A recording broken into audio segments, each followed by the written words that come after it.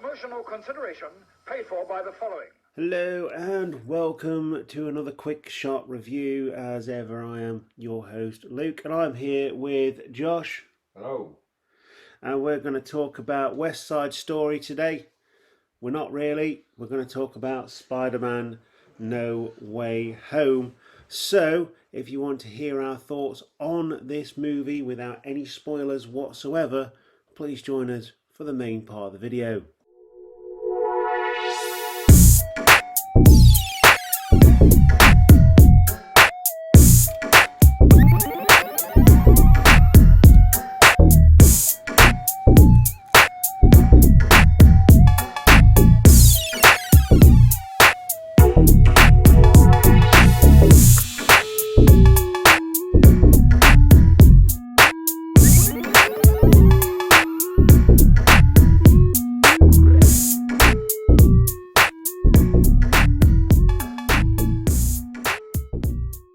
So, Spider-Man No Way Home was a 2021 film. It is a 12A and it lasts 2 hours and 28 minutes. Oh, feels longer than that. Absolutely. And has pretty critical acclaim across the board from critics and moviegoers. Just to give you a basic idea, not that you wouldn't know what's happening in this movie, of the story. Spider-Man's identity has been revealed. Peter asks Doctor Strange for help. When a spell goes wrong, dangerous foes from other worlds start to appear, forcing Peter to discover what it truly means to be Spider-Man. Yes. Okay, so that's the rundown. Obviously stars Tom Holland, Zendaya, Benedict Cumberbatch, and lots of other people as well, including Jamie Foxx and Willem Dafoe and Alfred Molina, which is not a spoiler because they're in the trailer. So, and obviously Marissa Tomei plays May Parker rather, yeah, and she's still hot. So I'm just going to mention her as well. So, hottest, yeah, hot May ever. Yeah, I think we're in absolute agreement on that. So, what did you think? I enjoyed it. It was, it was 2.5 hours of just mindless violence and fun. Yeah, it was definitely a lot of fun. There was a lot of dark moments in it, but did you think the dark moments were almost covered by an immediate joke? Yeah. Afterwards, apart from that one bit, but there was one bit there where there wasn't a joke afterwards. Yeah.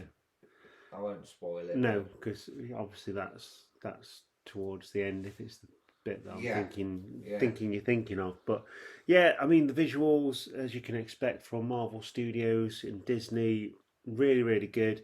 One thing that I did pick up though is that in 20 years since the original Spider-Man came out, I say original, the Sam Raimi trilogy, graphics have come a long way. But 20 years. 2002. Really? Yeah. Oh. Yeah, 20 years. So graphics have come a long way, but they still don't look as real as playing the Spider-Man video game on a PlayStation. No. And that annoys me a little bit, to be honest. But as far as the story goes, it's complete fan service. Yeah. Without spoiling anything, it's all good fun. It's a decent film, and there's surprises, and some surprises you'll guess, some come as surprises, but it's alright. Yeah, it was a good film. It was very watchable, and I think it's rewatchable, which is one of the big things that I go when I go to a cinema. I want to see a rewatchable film. I want to think, I'm going to rewatch that on streaming service or on Blu-ray and buy it. I think all Marvel films go for the rewatchable stuff, but most of them fail. Yeah, I think this like is... Eternals, I wouldn't watch that again. Yeah, I think this is definitely, and we said this last night, didn't we? I think this is definitely one of the best Marvel films that's come out for a while. Yeah, one of the 37 they brought out this year. Only 37? Well, I bet it's probably more. And if you lump Disney in with Marvel, they're They probably brought out 75% of the stuff that they did in the cinema. Yeah, I think so. With Spider-Man, you can't really go too far wrong. No. Even the Amazing Spider-Man films were entertaining, even Yeah. though people kind of pick them I apart. know a lot of people didn't like those ones, Yeah. but I really enjoyed them. Yeah, I mean, I really like Spider-Man films. I really like Doctor Strange. And Doctor Strange is just played really well by Benedict Cumberbatch, Yeah. isn't he? So yeah, the characters played really well. Obviously, you've got the best friend as well, Yeah. who's like the comic relief. Ned. You've got Ned. You've got Mary Jane. Michelle Jones. Michelle Jones, rather MJ, because they had to change it. Obviously, I don't understand how Zendaya can play that character, because the character's 16, 17, and she's in her late 20s. yeah, she is. I've just had a look. Born in 1996. Well, okay, early 20s, but well, mid 20s. Yeah, But mid. she's still like older, a lot older than the character. Yeah. I can remember, I grew up watching her, so So yeah, I mean, you don't need us to sort of tell you to go and watch this film, because I think you pretty much, if you haven't already seen it, then you're booked in to go and see it if you're a comic book fan. There are other films out. I mean, Clifford the Big Red Dog is going to be a really close second to this. We've got tickets to that. Matrix Resurrection. yeah, Matrix Resurrection, Kingsman's coming out on Friday. No, is it Kingsman out Wednesday? I think Kingsman's out Wednesday. I think Kingsman and Matrix are both out on the same day. Because we're going Christmas Eve to watch Matrix, so there'll be a review of that. So definitely a review of that. If you've been to see Spider-Man No Way Home, that's the one, isn't it? It is No Way Home. Then let us know in the comments what you thought of it. Like I say, it's got a critical review. I thought, to be honest with you, I thought it was, say this, 2.5 hours. It's a long time. It's a long time to sit in a cinema, and this is one of the rare moments where I think every moment was actually covered by something. Yeah. It flowed really, really well. I mean, we're quite lucky in the fact that we've got quite a comfy cinema in the Odeon that we go to. Because if I was sat in one of the normal cinema chairs for 2.5 hours, I don't think my back could thank me for it. No. It's a good film. It's very rewatchable. I would go and see it. Hopefully, I don't think we've mentioned any spoilers. I don't think there was. The one thing I will say though is there was nothing in there that made me go, "Oh, I wasn't expecting that." No, everything was like, if you were a Spider-Man fan, you knew what was coming. Yeah, it was by the book. The other thing, having said all the good things about it, the other thing, and this came up in the chats that I have with my mates as well, that the other thing I don't like is that if you haven't seen the original the Sam Raimi trilogy and the Amazing Spider-Man stuff, you might not get it as much. You might not get it, so you have to sort of rewatch things, or at least clips, or check of some of those out to know who. I mean, you know who the villains are, but why are they played by certain actors and actresses? I thought they might have changed. I would have gone for the. Was that a spoiler? Which one was Green Goblin? Green Goblin. Which actor was Green Goblin? It was wasn't it? Harry Osborn. I'd have gone for his son. I'd have gone for the younger lad. I'd have gone for the second Green Goblin in the original 3. James Franco. Yeah, I'd have gone with James Franco. Yeah, I think that would have been interesting, but it's just the actor that plays that character. Yeah, he does absolutely kill it, though, doesn't he? Yeah, I mean the bloke who plays Norman was good, but yeah, he does. He's getting on a bit, isn't he? I just thought you could probably use the younger chap, because it's not like I can't remember the actor's name who played Norman, but he couldn't couldn't move around as much, could he? It was a bit. No, he didn't need to, did he? No. You just need to see the face, and you think, yeah, I remember that. Yeah. But that's exactly what I'm getting at.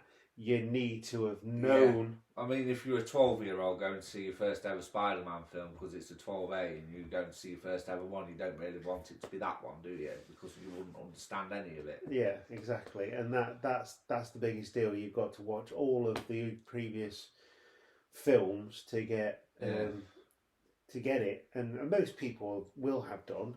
But the other thing was, where was Peter Porker? Why was he not in this film?